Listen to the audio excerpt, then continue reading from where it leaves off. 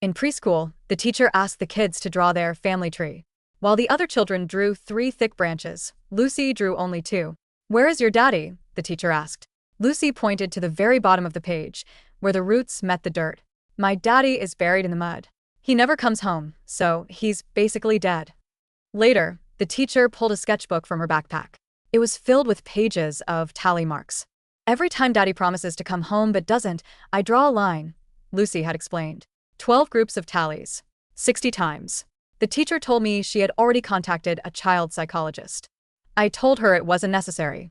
I knew Lucy didn't have a psychological disorder. She was just too smart. Smart enough to realize that grieving a death is easier than waiting forever. Lucy told the other kids in class that her father is dead. The teacher told me during a private parent-teacher meeting after school. "I've had complaints from other parents. Their children are having nightmares." She told them that dead people don't come back, so being dead is actually better than being alive. I sat in the small, plastic classroom chair and offered no explanation. After leaving the preschool, I sat in my car for a long time. A small Disney charm hung from the steering wheel. Dennis had promised to take Lucy to get it last weekend, but he canceled. He'd promised the weekend before that, too. In the end, I was the one who bought it for her. When we got home, Lucy was drawing. She was sitting on the floor in front of the coffee table, crayons scattered around her. She was drawing a little girl standing next to a woman.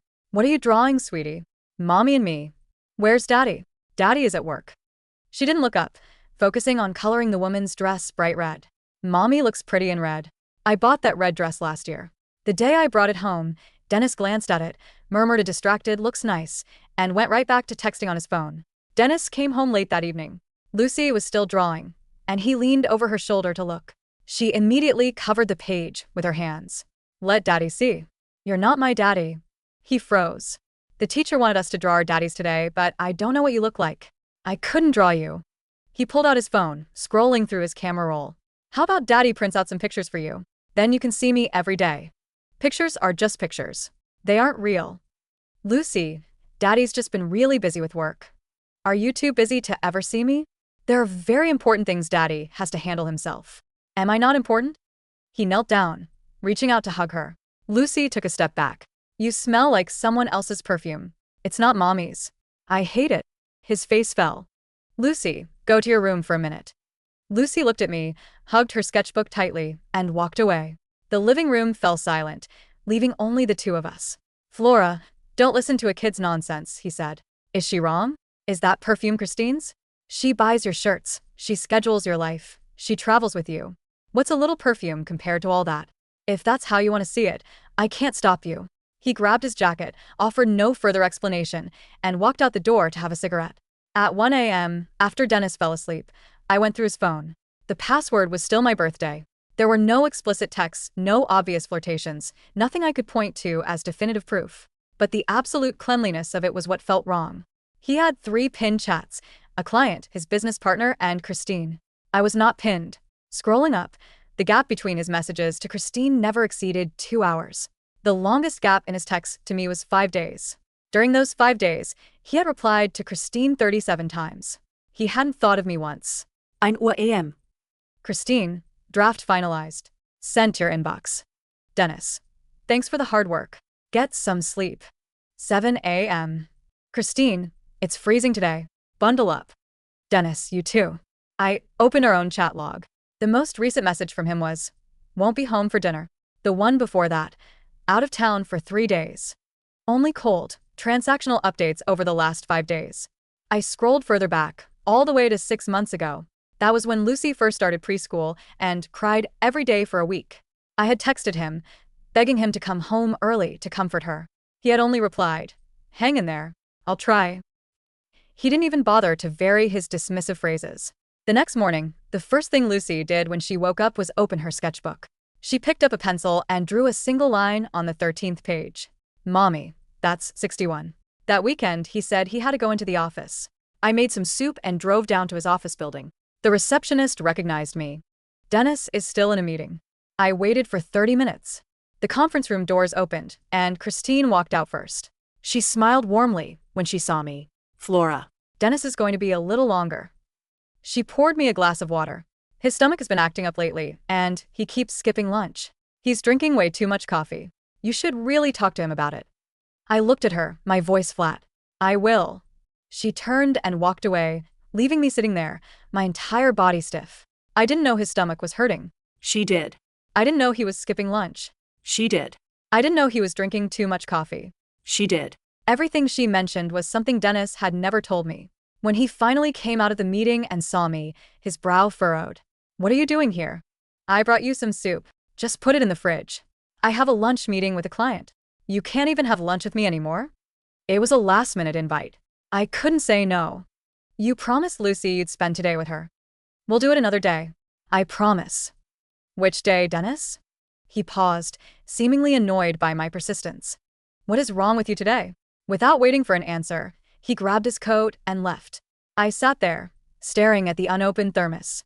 Christine came out of her office. Seeing me still sitting there, she smiled gently. Flora, did Dennis leave already? Let me put that soup in the break room fridge for you.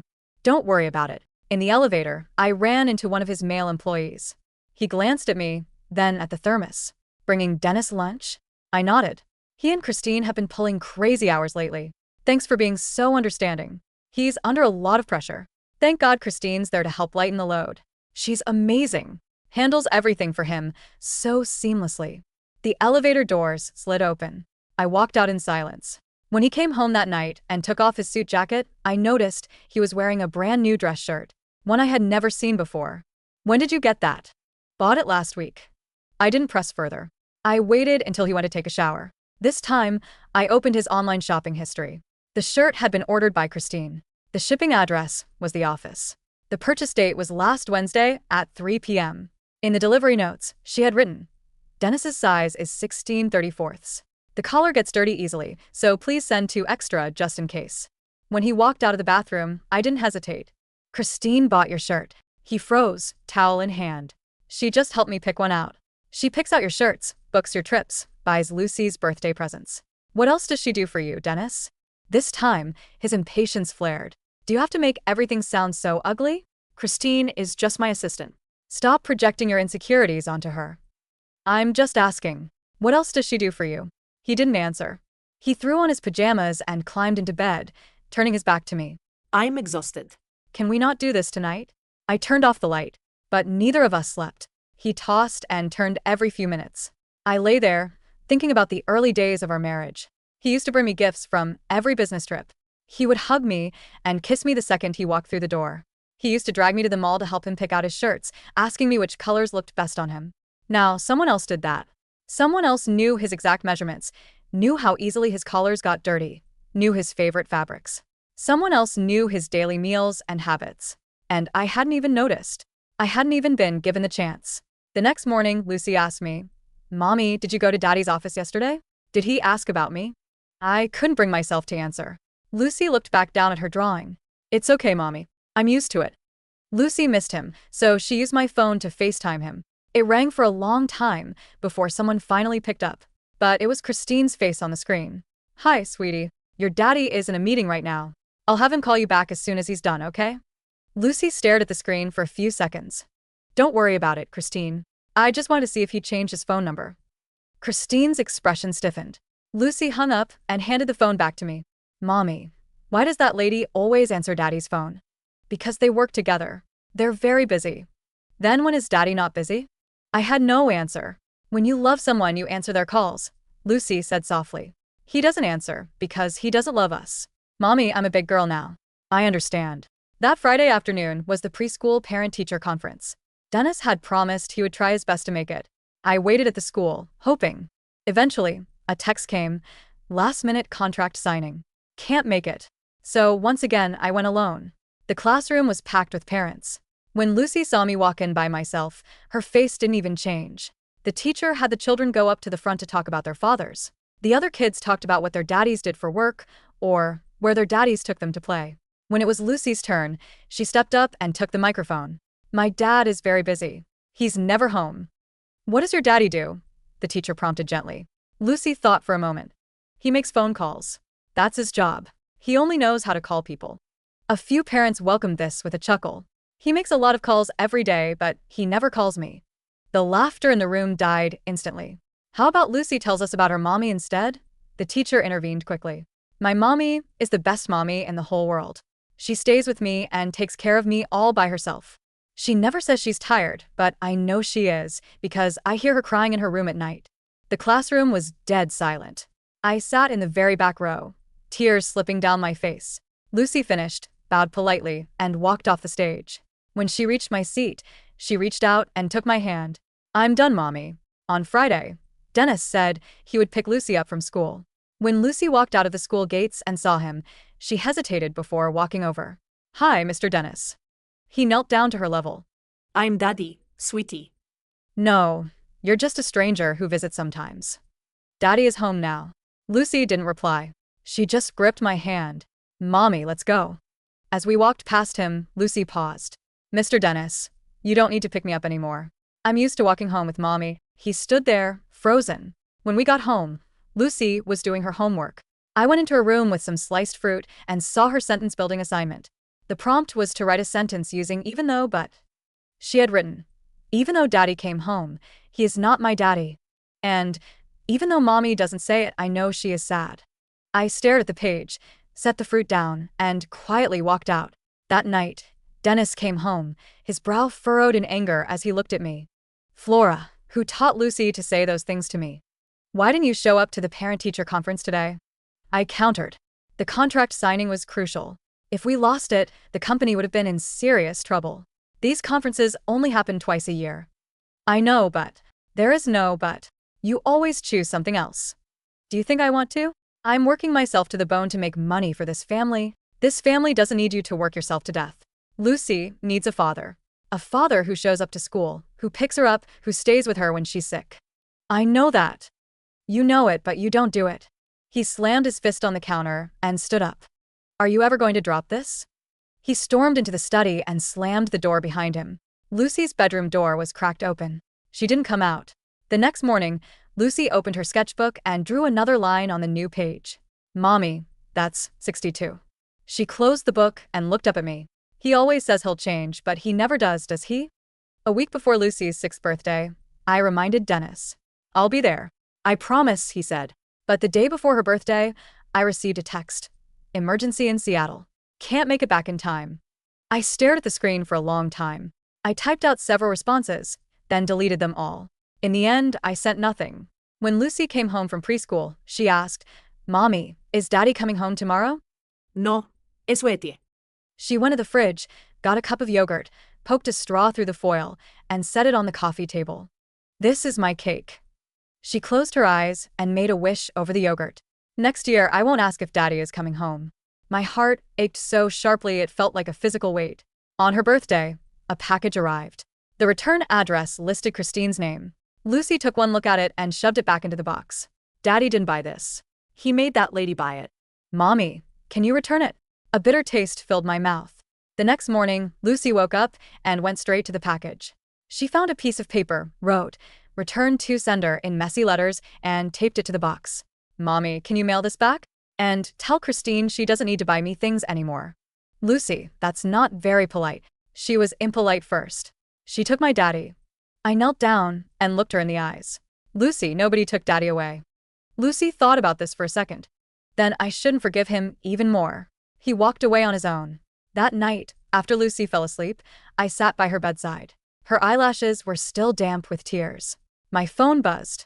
It was a text from him. Flora, I know it's Lucy's birthday. The message cut off there. He never sent a follow-up. In the middle of the night, Lucy woke up with a raging fever. The thermometer read 104 degrees. I called Dennis over a dozen times. When he finally answered, the background was dead silent. What's wrong? Lucy has a fever. It's 104. I'm out of town. Take her to the ER. And then he hung up. I rushed Lucy to the emergency room, clutching her tight, registering, paying, waiting for blood work. Lucy whimpered when they drew her blood, but she didn't cry. I held her close on the cold plastic chairs of the waiting room. With her eyes closed, she murmured, Daddy. At 2 a.m., the results came back, a viral infection. She needed in 4. When the nurse pricked her arm with the needle, Lucy finally broke down crying. Across the hallway, another father was holding his little girl. The girl was also on in 4, and her dad was gently rubbing her back, whispering sweet things to comfort her. Lucy watched them, saying nothing. We stayed in the ER until 4 a.m. My phone lit up. Dennis. How is she? I'm taking the earliest flight back tomorrow morning. By the time he got home the next day, Lucy's fever had broken, though she was still pale. He pushed the door open, holding a bag of fruit. Lucy, Daddy's home. Lucy looked at him and said nothing. He knelt down, reaching out to hug her. Lucy shrank back. Daddy, can you please not come back? Every time you do, I don't need you anymore anyway. His hands hovered in midair. Then he stood up and looked at me. Come out here with me. We stood in the hallway outside her room. Her fever was 104 last night. Where were you? I told you, I was out of town on business. Business? Or spending time with Christine? His face darkened. Do you really have to start this right now? You weren't here when our daughter was sick. Now that you're back, I'm not even allowed to ask. I didn't come home to fight with you. He looked at me with cold, distant eyes. Flora, you've changed. A dull ache bloomed in my chest. I let out a dry, hollow laugh. While you were gone, Lucy had high fevers 3 times. Every single time I was alone. She threw up in the middle of the night, and I was cleaning it up until dawn. She fell off the bed and needed stitches on her forehead. I was the one who had to sign the consent forms outside the operating room alone. She got pushed on the playground and scraped her knees. The school called, and I was the one who went to get her. I threw the empty medication packaging into the trash. Our daughter is 6 years old, Dennis. How many times have you actually been to the hospital with her? His brow furrowed, and just as he was about to speak, his phone rang. He shot me a look, turned his back, and answered. Through the quiet hallway, a panicked voice bled through the speaker. Did you handle it? Did she find out? A chill ran down my spine, freezing me to the core. He hung up the phone and turned to me, his expression suddenly panicked. Something came up at the office. I have to go. Maybe we should get a DIV? I began, but he didn't let me finish. We'll talk when I get back. He practically sprinted out the door. Lucy came padding out of her room on bare feet, asking if Daddy had left again. He had been in such a rush he'd left his jacket on the sofa. And in my head, Christine's words from the phone call kept looping. I thought you said she would never find out. I walked into the study, opened my laptop, and typed 4 words into the search bar. The next day, when Dennis came home, his eyes fell on the paperwork resting on the coffee table. The color drained from his face.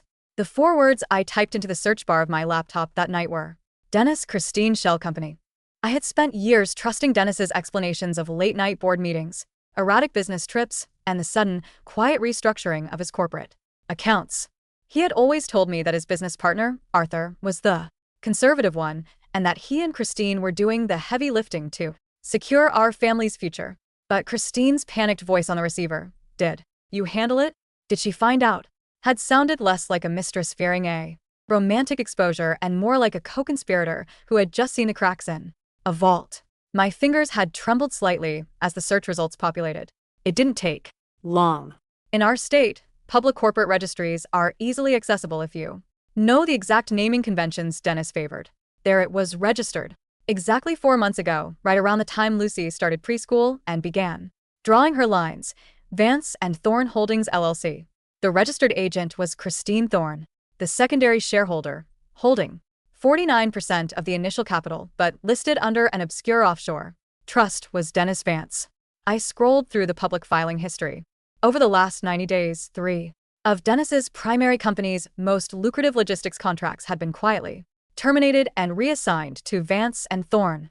It was a classic systematic siphon. He wasn't just spending his evenings in Christine's perfume. He was stripping the foundation of the house we had built together, brick by brick, and rebuilding it in her backyard. He was preparing a bankruptcy defense for our joint marital estate while securing his wealth under her name.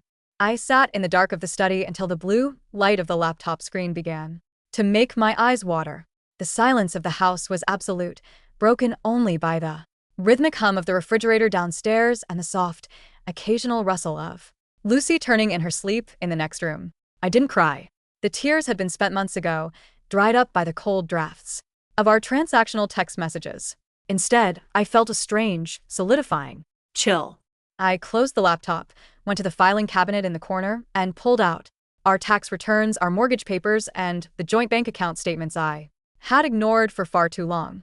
Then, using the office printer, I began to print.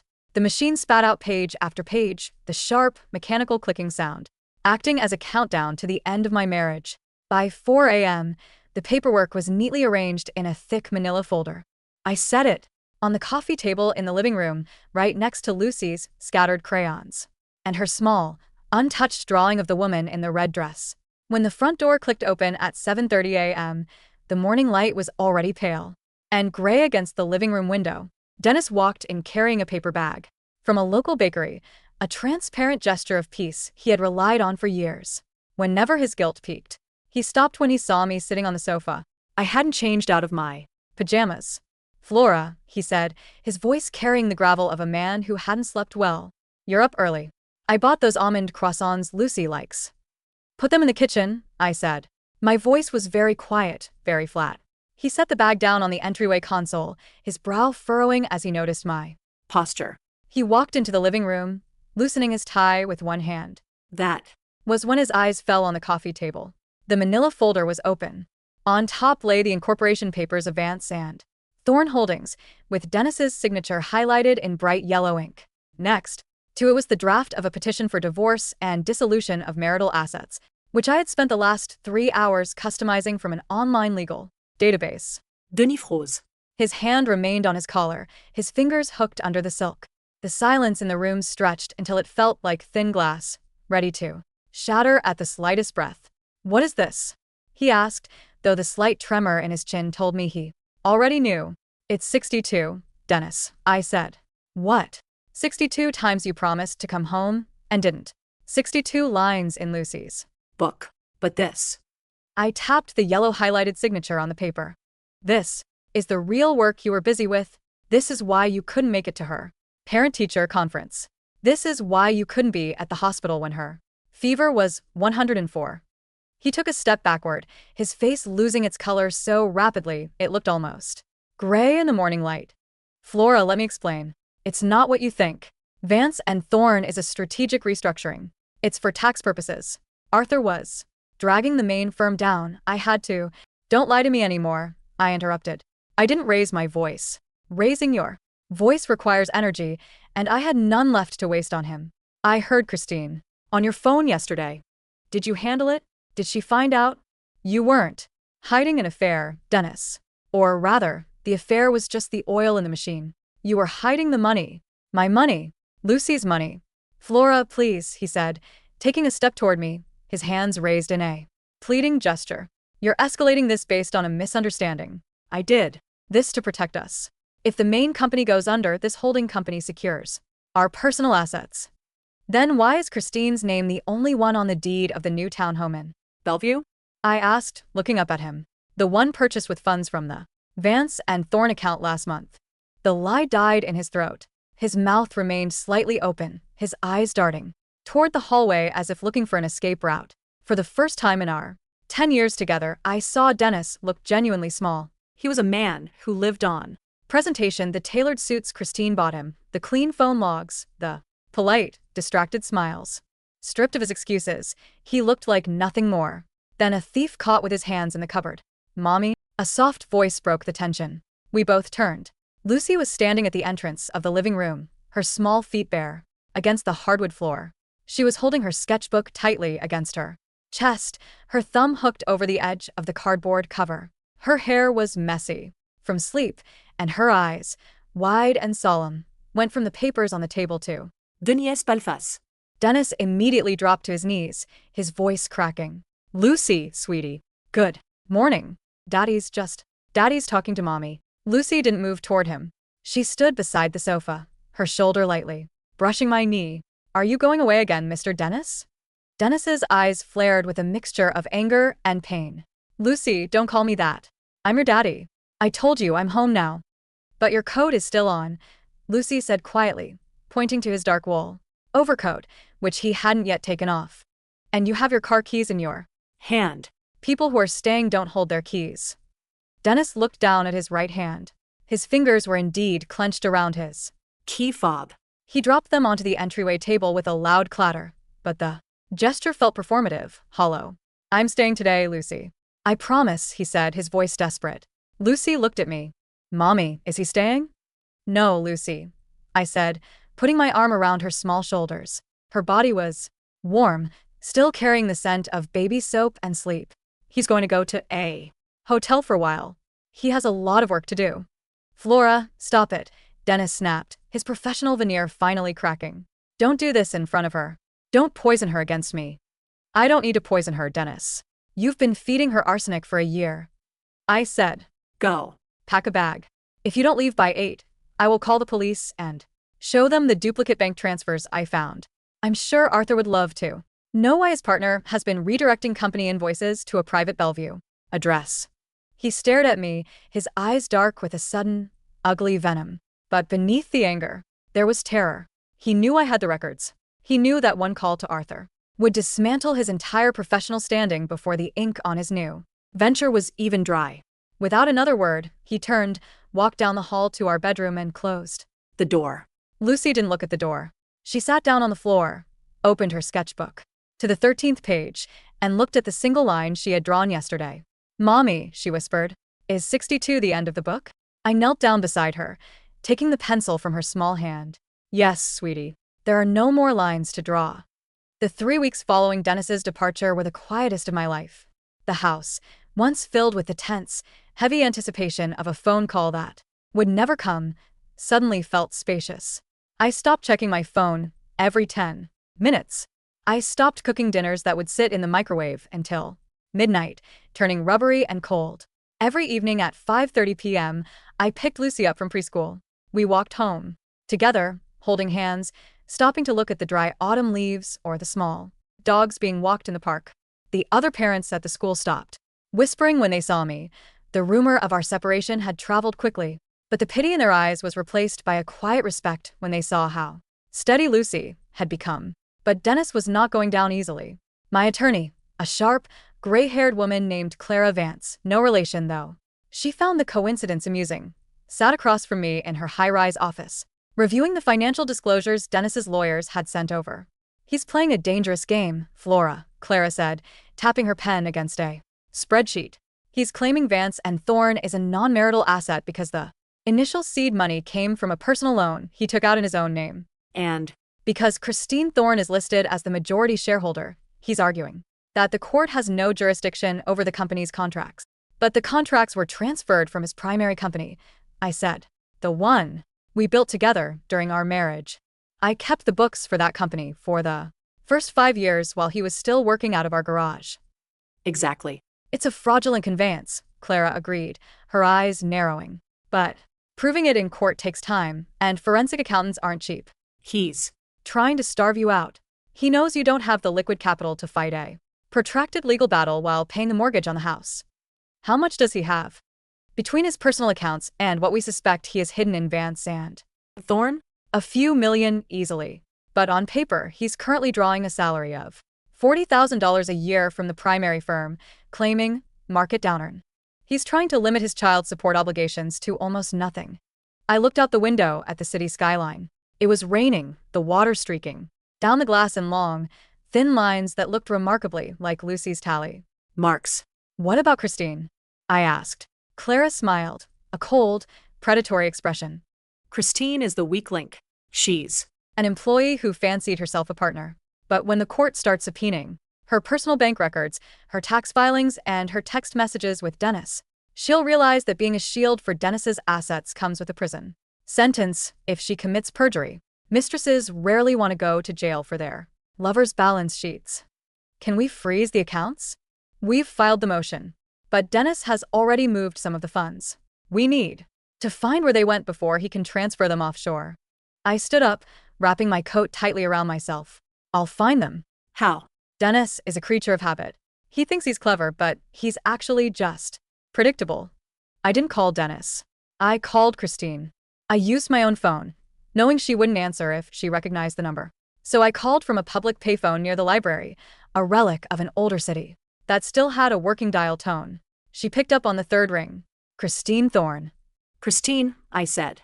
A sharp intake of breath on the other end of the line. Flora. I don't think we have anything to say to each other. You should speak to Dennis's lawyers. I'm not calling about Dennis's lawyers, I said, my voice steady and cold. I'm Calling about your personal tax returns for the year 2024. The ones where you claimed a $20,000 consultant fee from a company called Blue Horizon, which just happens to be registered to Dennis's brother in Oregon. The silence on the line was deafening. I know how the siphon worked, Christine, I continued. Dennis didn't just give you shares. He was paying you through his family's offshore shell companies to avoid joint asset discovery. If I hand these Oregon records to the IRS, they won't care about your relationship with Dennis. They'll care about tax evasion. And Dennis won't protect you. He doesn't even protect his own daughter. Where do you want to meet? She whispered, her voice stripped of its polished, professional warmth. We met at a quiet, glass-fronted coffee shop in Bellevue, 30 minutes outside the city. It was the kind of place where people brought their laptops to work in silence, their faces illuminated by the glow of their screens. Christine was already sitting in a corner booth when I arrived. She looked different without her office armor. Her hair was tied back in a hasty knot, and the sharp, expensive suit she usually wore had been replaced by a simple gray sweater. She looked younger, more tired, and remarkably fragile. I sat down across from her. I didn't order anything. I didn't want to hurt Lucy, she said immediately, her eyes rimmed with red. Dennis told me you two were essentially roommates. He said you had checked out of the marriage years ago, that you only stayed together for the child. And you believed him? I asked. She looked down at her coffee cup, her fingers tracing the paper rim. He was so lonely, Flora. Or at least he made me feel like he was. He said he was carrying the weight of the entire world on his shoulders and that you didn't understand the pressure he was under. I understood the pressure, I said. I was the one who stayed up until 3 a.m., holding our daughter's hand when her fever spiked. I was the one who bought her birthday presents and wrote his name on the card so she wouldn't know he had forgotten. I carried the weight he threw off so he could run light.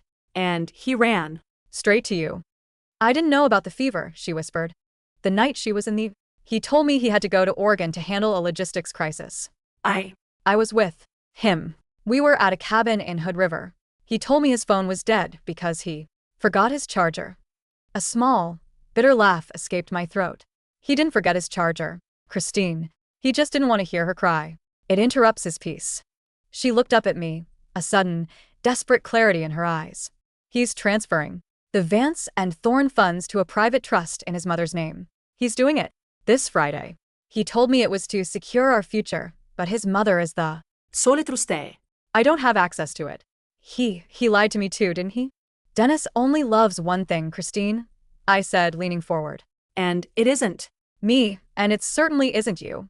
It's the version of himself he sees in the mirror when he thinks he's succeeded. Right now, that mirror is cracking. If you don't want to be caught in the glass when it falls, you need to give Clara the trust account numbers. Christine stared at me for a long time. The gentle hum of the coffee shop's espresso machine filled the silence between us. Then, she reached into her bag, pulled out a small, leather-bound notebook, the very same type of notebook Dennis used for his client logs, and slid it across the table. The routing numbers are on page 4, she said, her voice barely audible.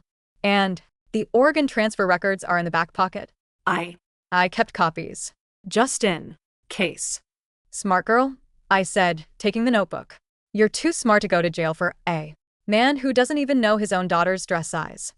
I stood up to leave, but before I could, she spoke again. Flora? I paused, not looking back. Does she really draw lines? 62, I said. And she's only 6. The following Friday was Lucy's school play. She had been cast as a small, quiet ladybug in the preschool's autumn pageant. For weeks, we had practiced her 3 lines in the living room, Lucy standing on the coffee table with her paper wings pinned to her back, her voice clear and proud. I am the ladybug. I protect the garden from the cold. The auditorium was warm, filled with the scent of wet coats, popcorn, and cheap perfume. I sat in the middle row, holding my phone ready to record. When the curtain rose, the children scrambled onto the stage in a flurry of oversized costumes and anxious glances toward the audience. Lucy stood near the left wing, her cardboard spots slightly lopsided but her posture perfectly straight. She scanned the crowd, her eyes finding mine instantly. She offered a tiny, solemn nod, our private signal of solidarity. She delivered her lines flawlessly. When she finished, she didn't look around for anyone else. She knew exactly who was there for her. After the play, the parents gathered in the lobby to congratulate the children. I was untying the red ribbon from Lucy's hair when a shadow fell over us. I looked up. Dennis was standing there. He He was wearing a dark blue suit, his hair neatly combed, but his eyes were bloodshot and his collar was slightly askew. He looked like a man who had been running for a long time and had finally run out of road. Clara had frozen his Oregon accounts that morning, and the Bellevue townhome had been placed under a temporary judicial lien. "Lucy," he said, his voice thick with emotion. Lucy stepped behind my leg, her hands gripping the fabric of my trousers. She Didn't look afraid. She looked intensely, coldly curious. "I saw you on stage," Dennis said, kneeling down on the polished linoleum floor, heedless of the parents walking around us. He reached into his coat pocket and pulled out a large, beautifully wrapped box. It was a Lego Disney castle, the one he had promised to get her for her birthday, and never did. "Look what Daddy got you. I bought it on the way here. We can build it together tonight." just you and me. Lucy looked at the shiny, expensive box. Then she looked at his face. "Where were you when I was a ladybug?" she asked. I was in the audience, sweetie. I sat in the back, so I wouldn't distract you." He lied, his voice desperate. "No, you wasn't," Lucy said, her grammar slipping slightly in her intensity. My "Mommy was in the middle. The seat next to her was empty. I looked. It had your name on it because Mommy bought 2 tickets, but you wasn't there." "Lucy, please," Dennis whispered, tears finally spilling over his eyelids. He Looked up at me, his eyes pleading. "Flora, tell her. Tell her I'm her father. Tell her I love her." "I can't tell her things that aren't true, Dennis," I said, my voice cutting through the noisy lobby like a cold draft. "She's too smart for that." Lucy stepped out from behind my leg. She looked down at the Lego box in his hands. "You can keep the toy, Mr. Dennis," she said, her voice remarkably steady for a 6-year-old. "My daddy is buried in the mud. He doesn't come home anymore. I Don't want a stranger's castle." "Lucy," Dennis sobbed, reaching out to grab her hand. But Lucy stepped back, her small face hardening into an expression of absolute, final detachment. It was the same look she had given her sketchbook when she closed it for the last time. "Let's go, Mommy," she said, taking my hand. "The ladybugs have to go home before the snow." We walked past him. He remained on his knees in the middle of the school lobby, clutching the plastic-wrapped toy castle to his chest as the other parents steered their children around him as if he were a wet umbrella left on the Floor. The final divorce decree was signed on a Tuesday in late November. Dennis didn't show up to the courtroom. His attorney, a tired-looking man who seemed eager to finish the proceedings, signed the papers on his behalf. With Christine's ledger and the Oregon bank records in our possession, Clara had secured 70% of the marital assets, including the house, the Bellevue property, and a significant portion of Dennis's remaining corporate shares. Vance and Thorne was dissolved by court order. The logistics contracts were returned to the primary company, which Arthur immediately took sole control of, buying out Dennis's remaining interest for a fraction of its value to protect the firm from the scandal of a fraudulent conveyance lawsuit. Dennis was left with almost nothing. His name was stripped from the building downtown, and the Bellevue townhome was sold at auction to cover his legal fees and the back child support he owed. I was told he moved into a small, one-bedroom apartment near the shipyard, where the sound of the foghorns kept him awake at night. The day after the papers were finalized, I went down to the basement to clean out his remaining things. There wasn't much: some old golf clubs, a box of old college textbooks, and 3 suits he had left behind in his rush to vacate. I carried the suits up to the living room, intending to donation drop them at the local shelter. As I lifted one of the jackets, a small piece of paper fell from the inner pocket. It was a receipt from a high-end jewelry store in Seattle, dated 6 months ago. Item: diamond tennis bracelet. Purchased by Dennis Vance. Recipient: Christine Thorne. I stared at the slip of paper. It had cost more than our mortgage payment for 3 months. It had been purchased on the exact day Lucy had cried at the preschool gate because Dennis had canceled his promise to take her to the zoo. I didn't feel anger. I didn't feel sadness. I simply felt the final, satisfying click of a puzzle piece falling into place. I walked over to the fireplace, tossed the receipt into the grate, and watched the paper curl and turn black in the flames. By the time the first snow of the year fell, the house had changed. I had repainted the living room a soft, warm cream color, replacing the sterile gray Dennis had insisted on. The coffee table was no longer cluttered with legal briefs or printed bank statements. Instead, it was covered in Lucy's drawing papers, her colored pencils arranged neatly in a wooden cup I had bought her. I was sitting on the sofa, wearing the red dress I had bought last year, the one Dennis had barely glanced at. It fit me differently now. I had lost the nervous weight of my anxiety, and my skin had returned to a healthy, natural color. Lucy was sitting on the floor, her tongue tucked into the corner of her mouth as she colored. "What are you drawing today, sweetie?" I asked, leaning over her shoulder. She pointed to the page. It was a tree, but it wasn't the family tree from her preschool class. There were no thick, heavy branches stretching out toward a distant, invisible Father. There were only two main branches, strong and leafy, curving toward each other like an archway. Underneath, instead of mud and buried roots, she had drawn a carpet of bright, green grass filled with yellow flowers. "This is Mommy and me," she said, her finger tracing the two branches. "We don't need roots in the dirt anymore. We have our own leaves." "It's beautiful, Lucy," I whispered, kissing the top of her head. "And look," she said, turning the page to show me a clean, blank sheet of paper. "No lines." "No lines," I agreed. "Because we aren't waiting anymore," she said simply, returning to her coloring. I looked out the window at the falling snow. It was soft and silent, covering the old tire tracks in the driveway, burying the footprints of strangers who had come and gone, leaving behind nothing but a clean, white garden, ready for spring.